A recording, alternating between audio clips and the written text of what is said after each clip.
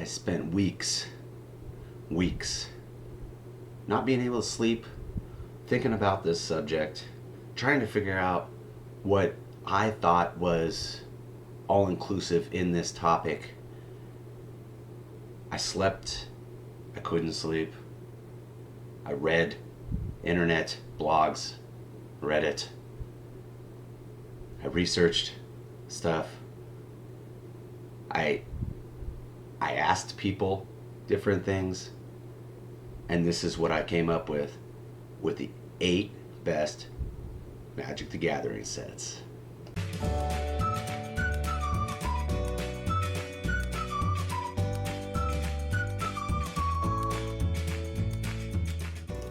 Welcome to the channel, my pack cracking family, Clever Magic Trevor here on the Clever Magic Community YouTube channel.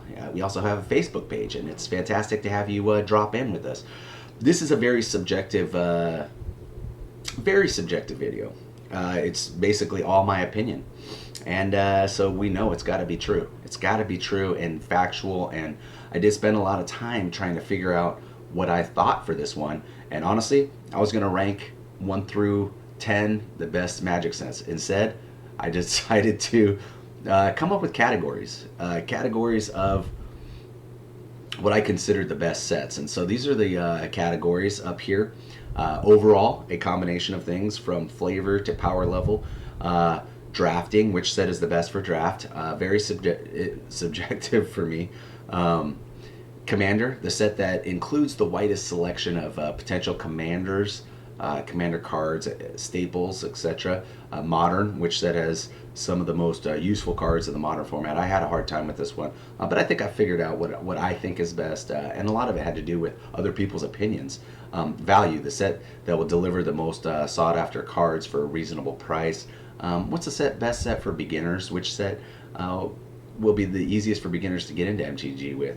And fun. You know, if you take away everything else, if you're going to have a few sloppy drinks, what are you going to have the most fun with?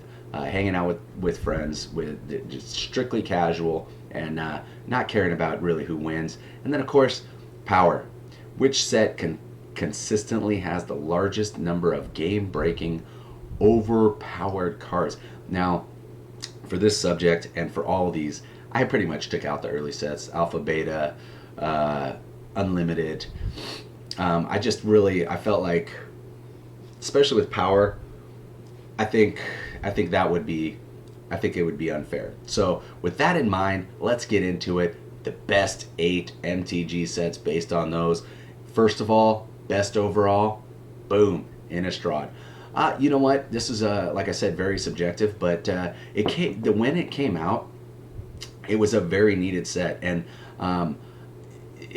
they'd done a lot of kind of goblins and different things, and bad guys, but they hadn't really done like a dark, terrifying plane like they did with Innistrad. And the OG Innistrad just came out and knocked it out of the park. It was a gothic horror it echoed what other people wanted to see at the time and still want to see to this day. It was a novel experience in the game, and theme aside, it featured a lot of powerful cards like Grimoire of the Dead and Snapcaster Mage. I mean, of course, Lily. It ushered in, I was going to say issued in, it ushered in a golden age for MTG. And it just had such a horrific and dark feel to it that people really gravitated towards. So I gave this one the overall best set of all time, and I do think many people agree with me. And if you like the tribal type of play, this was it. So those are kind of some pros and some cons I came up with, and I do think it's right. Let's get into best for drafting. Conspiracy. You knew I was going to say this because I love Conspiracy. I've mentioned it through the years. It's my favorite draft set. I'm taking a sip of coffee. This set was designed for drafting, which is the reason why it hasn't gone up in price very much. If you're not into drafting, I've always talked for the last few years, I love drafting. I love drafting. If you're not into drafting, there's a lot of cards that aren't going to be applicable in other formats, and so this this set might not be the set for you. It gives a fun political atmosphere. You can draft up to 8 people with it. It's fairly inexpensive even to this day. But the conspiracies and stuff, they're not going to carry on to a lot of other cards. So you end up, if you're just using the cards for other formats, they reprinted a lot of that. Mirari's Wake and what they reprinted a lot of this stuff in other sets. The mechanics involved just they're not great to add to splash into other decks. I mean, there's a very few cards, like handfuls of cards. But other than that, the draft experience, if you haven't done it, you need to do it now. It's the best set ever for drafting. Let's move on to best for Commander. This was super subjective, and the guy that came into mind for me when I was picking this one was Paz Brown, because we picked Dominaria. And Dominaria was one of those sets that came out at the perfect time. It needed, there was a high focus on Commander.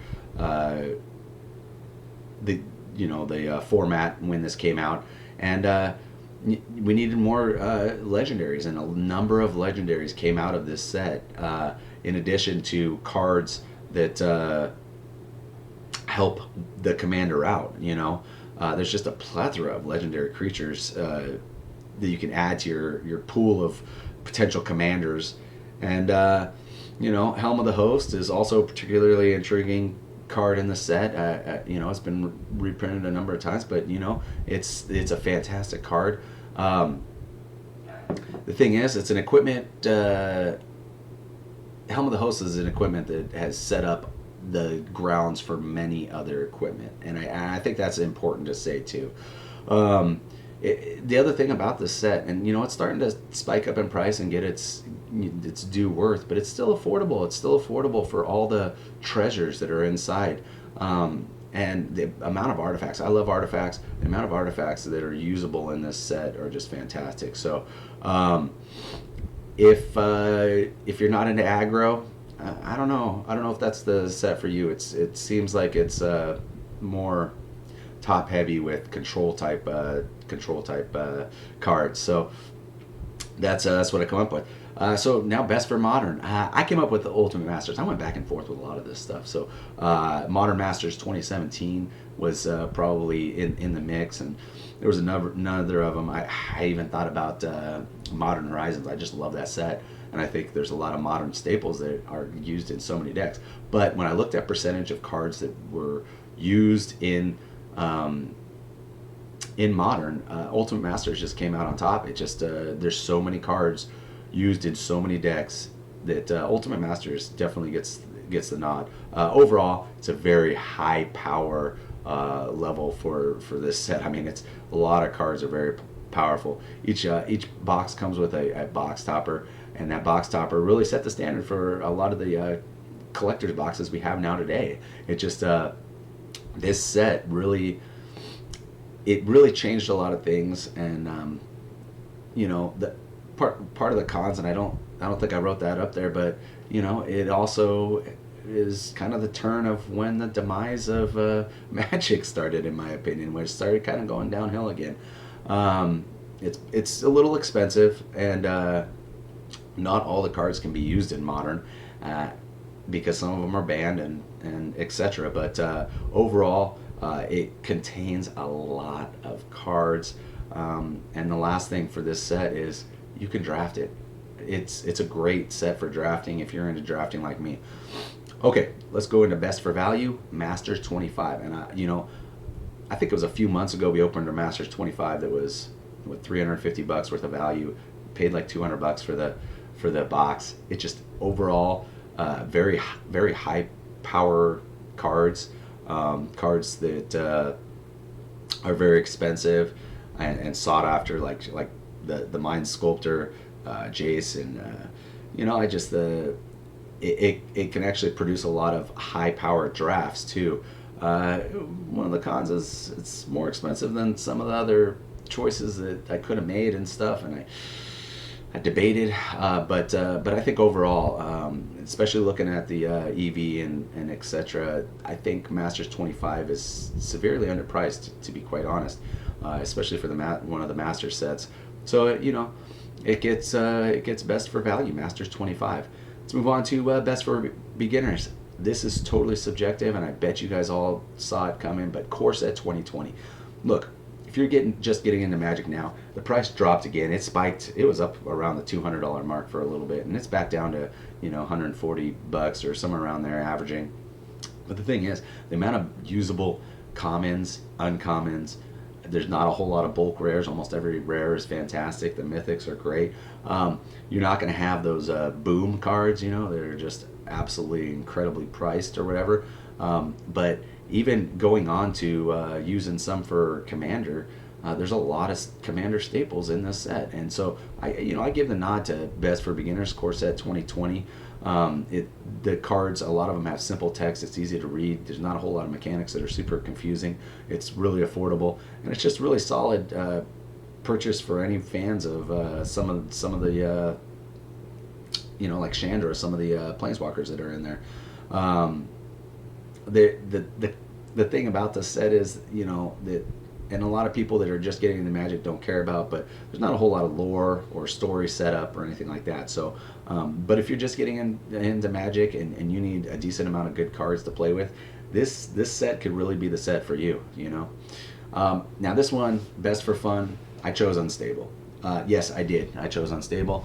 I went back and forth on this one because the problem with it is. If you're doing like I had to put it in basically almost a draft setup. So what was most fun? Well, you know what? Things get pretty competitive in most sets, and so I just was like, you know what? Let's just take any of the competitiveness out of it, because yes, it can get competitive. Unstable can get, but what is just the most fun? You're having a drink. You're just like, let's not get anything competitive. We don't want to have any fights. Just pure casual drafts with friends. This was it. This was it. This is my favorite unset, and I just think it carries on its own the best. It's overall funny and random. The problem with this one is, and the full arts in this one are unbelievable. But the problem with this one is besides the lands, you're not really using any other cards. So this is strictly for drafting, or maybe putting together some decks later on that you can play, that you can just play kitchen table games with. It's just for fun. That's why I had to put it in there. I had to give the nod to one of the unsets, and that's the best one in my opinion. So now, best for power, I chose URZA'S Saga. I think it's hands down the most powerful set. I mean, it's got Yawgmoth's Will. It's got a number of sets, or a number of cards that just the Cradle and whatnot that are just unbelievable. I actually kind of went back with Mirrodin on this one, and the reason I went with URZA'S Saga over Mirrodin is Mirrodin has more banned cards that you can't play. So Mirrodin could have been the most powerful, but it's not, because it doesn't give you all the cards to be able to play with. Although I love Mirrodin because once again it's an artifact themed deck. But URZA'S Saga definitely gets the nod as one of the strongest MTG sets in my opinion. You look at all the cards that are still used that came out of this set, and the value of some of these cards, and I just think you give it the nod as probably the most powerful set. It doesn't have banned, like all the cards banned. Some of the cons, it's super expensive. It's one of the most expensive sets out there besides the original few, and P3K and stuff like that. But the other con is the foils back then, they weren't that common, and so I opened a box a long time ago, only had 2 foils in it. Pretty disheartening. So it was very random. And even though they don't have as many banned cards as Mirrodin, they still have a decent amount of banned broken cards. I think this after they did URZA'S Saga, they kind of changed a few things. So about how they wanted to do Magic because of the banned set. So let's wrap it up. Those were my top 8. Super subjective, hard video to make. But I wanted to do this one because I wanted people to see where I thought these sets lied. Also, you know, it depends on your focus. You know, if you're only commander focused, some of these sets aren't going to appeal to you, right? So I'm very draft focused, but I also like commander. I like a lot of other formats. So it was easy for me to just kind of break it down. But to break down sets overall, that was really hard to do. I was going back and forth. I had sets, jumping sets, and you know, over. I had conspiracy number one. Who would ever have conspiracy number one?